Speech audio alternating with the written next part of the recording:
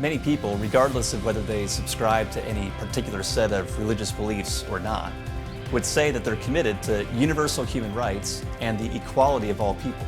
And I'm certainly glad that they do. I wish everyone would not only affirm but protect human dignity no matter who they are or what they believe. But have you ever stopped to consider where this dignity comes from or how we know that we actually have it?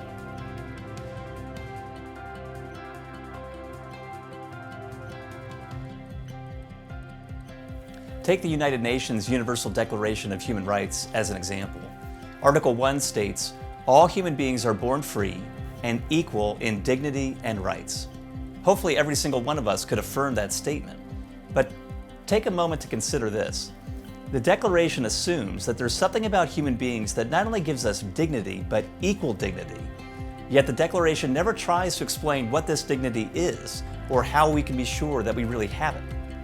This has led at least two different Christian philosophers who taught at Yale, Nicholas Wolterstorff and John Hare, to argue that there is in fact no secular basis for human rights. That's not to suggest that you have to be a Christian or a religious person to affirm human rights or to defend human rights. We know that's not true. Anyone can fight for human rights. The point is simply that there's no secular rationale for believing that human rights are grounded in reality. So how do secular people deal with this issue? Wolterstorff would say that the closest a secular person can get to an explanation for human rights would be called a capacities-based argument for human dignity. These people would say that human beings have dignity because of what we are capable of doing. Most often they would cite our capacity for reason or self-awareness. Human beings have equal dignity because we possess the capacity for reason and self-awareness. But there's one little problem with that argument. Not every human being has that capacity. This argument for human dignity covers most people, but not all. It doesn't cover some of the most vulnerable members at the margins of our society, like the unborn, the infant, the mentally handicapped, the person in a permanent coma, or the person suffering from Alzheimer's. Now you might say, well, that's okay. We don't need to worry about that because those on the margins are never going to be treated as less than human. But I'm not so sure that that's true. Take Peter Singer as an example. He's an ethicist who teaches at Princeton. Peter Singer would argue that all persons should be treated according to moral guidelines. But here's the catch. Singer explicitly states that not all human beings are persons. In order to be considered a person, in his view, you must possess self-awareness.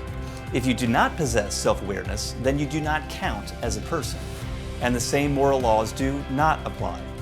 Therefore, he would say that those who suffer from significant cognitive disabilities, or even those who suffer from chronic illnesses, are less valuable than those who are not disabled. And in some cases, he would say, it might be appropriate to kill them, if it would be better for the non-disabled people around them. We know instinctively in our bones there's something wrong with them, and that is why this is so important. We need some kind of basis for human dignity and human rights that is not grounded in our capacities. And you can't get that from a secular view of the world. There's no secular basis for human rights. So where did we get this idea that every human being has equal dignity and that we all have a responsibility to defend the most vulnerable members of our society? It came from the Bible. The scriptures teach that every single human being, without exception, is created in the image of God, loved by God, and called to love God in response.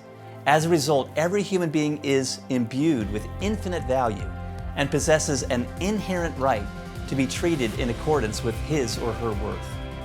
It's a good thing that there are so many people who care about human rights.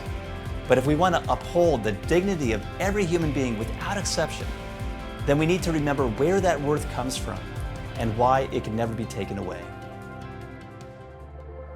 I'd love to hear from you, and in fact, that'd be a great help to me. I want to know what's on your mind, so if you have questions or comments about what I've shared, or if there are other topics you'd like me to address, leave a comment below or send me an email at seniorpastor@centralchurchnyc.org. Thanks for watching.